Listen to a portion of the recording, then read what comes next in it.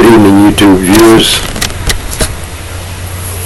subscribers to my channel, Facebook friends, Facebook family, and Google members. I want to welcome you to another edition of Joe's Politics 101. Today is March the 4th, 2015, and I'm hoping that our year get a little bit better than what we've been having. There's a couple of subjects I want to talk about in this post. The first one being the Prime Minister of Israel coming to our country and speaking before our Congress, and some of the rhetoric that he says. If you remember, prior to the Iraq War, he was beating the drum for America to invade Iraq and overthrow Saddam Hussein, because Saddam Hussein was supposed to have been the person that was creating all of the disturbances and things in the Middle East. Well, weak-minded, warmongering George Bush and his cohort Dick Cheney served that purpose for him. And it seems like now that he's back in our country, that he's come back here again to beat the war drum against Iran. You know, I remember when Iran was a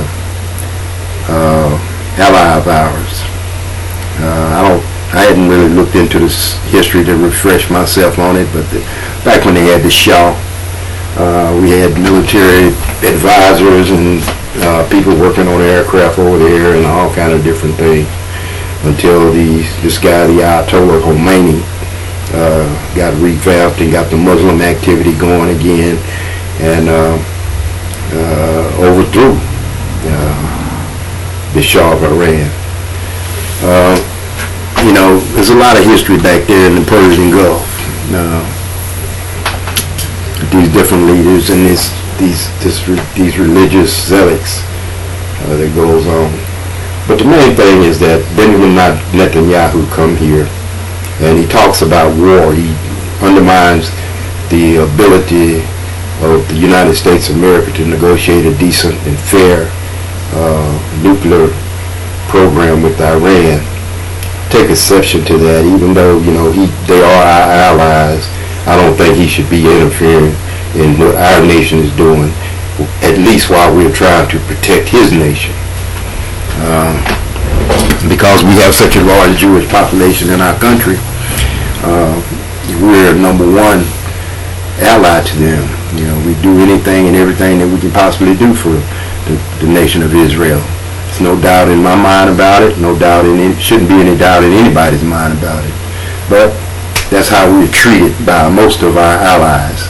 You know, disrespected, mainly disrespecting our president and his foreign policy agenda. Now, from a personal point of view, in my opinion, Benjamin Netanyahu is much like the American conservative white men. He ain't never cared nothing about Barack Obama. And one of the reasons behind that is because he can't tell Barack Obama what to do. Barack Obama has made it a point that he's not going to bend, squeal, maneuver, wiggle, worm with Benjamin Netanyahu and what he tries to get people to do.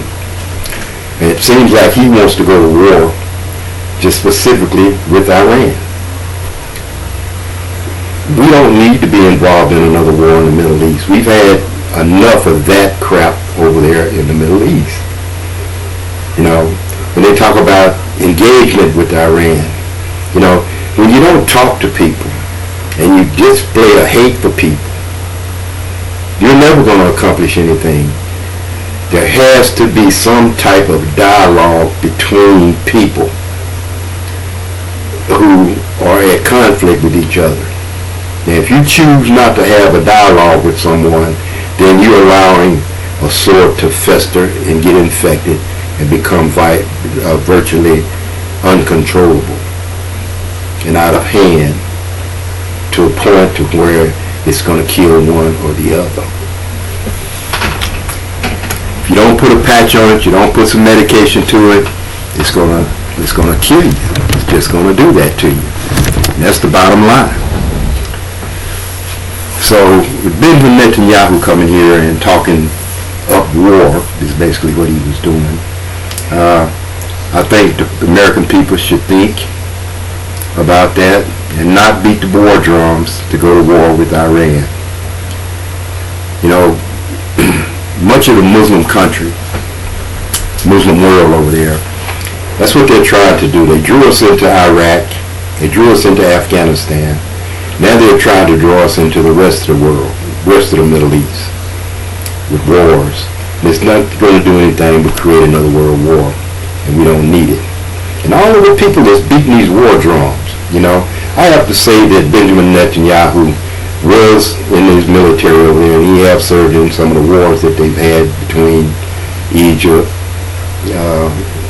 Syria, Jordan, and different countries that they've had skirmishes with. But if you stop and you look, not one of our present day congressmen, senators, or any of those people have served in any wars. You might have a few Vietnam vets still left in the Congress. You might have a few young Afghanistan and Iraq war veterans in the Congress. But in general, none of those people that's in the Congress right now have ever been in any conflicts, have never been on the war front or anywhere involved in any type of war, any parts of our branches of the military. They're not going to be the ones that's going to be fighting the war. It's that 1%, that 1% of Americans, the all-volunteer military force that we have. 1% of the United States of America's population is the ones that go fight those wars. I have grandkids, boys and girls, and I really don't want to see them involved in no war based on some trumped up, unnecessary BS that these war hawks, these neoconservatives, and all of these people that's beating the drums to expand this country and make it the new world order, as you remember what George Bush said. I'm going to talk about that in another post on another day. But I would encourage the American people to think about what our Congress do with our military. You know, what they try to do with our military.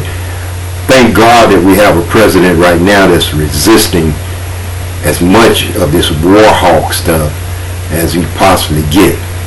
If we ever get another neoconservative in there, another Republican, we're going to be at war. I talked about that in my book, Radical Republican Tea Party.